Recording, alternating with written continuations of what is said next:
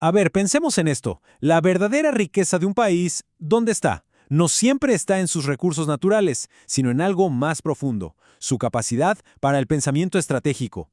La habilidad de ver el mapa no como un conjunto de fronteras, sino como un tablero de ajedrez. Esa es la pregunta que nos convoca hoy. ¿Qué pasaría si la altitud, el clima y la ubicación de una nación no fueran obstáculos a superar, sino sus armas más formidables? Bueno, la respuesta a esa pregunta se formuló hace mucho, en el siglo XIX, pero quedó sepultada por la historia. Hoy la podemos analizar gracias al increíble trabajo de Aníbal Aguilar Gómez. En su libro Julio Méndez, el estratega boliviano, no solo rescata una figura olvidada, sino que reactiva una de las doctrinas geopolíticas más brillantes de Sudamérica para nuestros tiempos. Bien, vamos a meternos de lleno en esto. Lo que hace Aguilar Gómez no es solo un rescate histórico, no. Es una sistematización genial que agarra las ideas de un pensador del siglo XIX y las convierte en una hoja de ruta súper clara para los desafíos que tenemos hoy en día. Para entender esta doctrina, es clave que viajemos en el tiempo a un momento crítico, un punto de quiebre, la Guerra del Pacífico.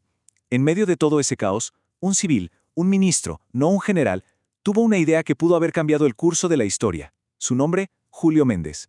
Imaginen la escena, febrero de 1879. La guerra es inminente. Nombran a Méndez ministro, y él se da cuenta del peligro. Mientras todos veían el poder naval de Chile como algo invencible en la costa, él vio una oportunidad tierra adentro.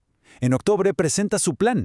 La respuesta del alto mando, un rechazo rotundo. Lo tildaron de poco convencional, casi una locura. ¿Por qué? Porque rompía todos los esquemas militares de la época. Y aquí viene la genialidad del asunto, el concepto del general Soroche. La idea de Méndez era revolucionaria. No enfrentemos al enemigo en su terreno, en la costa, donde es más fuerte, no. Atraigámoslo al nuestro, a la sierra, al altiplano. Ahí los iba a estar esperando un aliado invencible, la altura, el frío, la falta de oxígeno, el general Soroche. Convertir a la geografía misma en un soldado.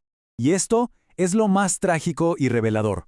El alto mando ignoró el plan, pero la realidad en el campo de batalla le dio la razón a Méndez. Pequeñas fuerzas bolivianas, aplicando esa misma lógica de usar el terreno, consiguieron victorias importantes en Canchas Blancas y Tambillo. Esto probó que la estrategia no era una locura, era una genialidad táctica, que lamentablemente fue saboteada por la miopía y las peleas internas del poder. Ahora, pasemos a lo que hay detrás, porque el plan militar era solo la punta del iceberg. Méndez había desarrollado toda una doctrina de soberanía, desarrollo y geopolítica. No solo pensaba en cómo ganar una guerra, sino en cómo se construye una nación sólida y soberana. El primer pilar es un cambio de mentalidad total. Méndez decía, Bolivia no es un país sin salida, es un país de conexión. Es el centro geométrico regulador, el corazón que bombea y articula las tres grandes cuencas del continente. Su posición geográfica no es una debilidad, es su mayor fortaleza estratégica.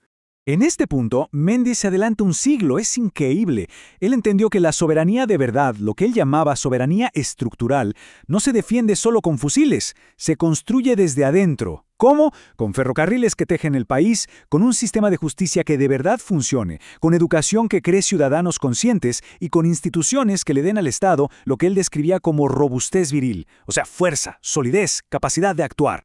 Y su tercer gran concepto es la paciencia estratégica. La teoría de la rotación histórica es simple. Una nación, como una persona, no puede correr antes de caminar. Tiene que madurar por etapas. Primero hay que consolidar el núcleo, el corazón del país, y solo después proyectarse hacia las fronteras. Intentar hacer todo a la vez, sin una base sólida, es básicamente una invitación a que los vecinos más organizados te terminen absorbiendo.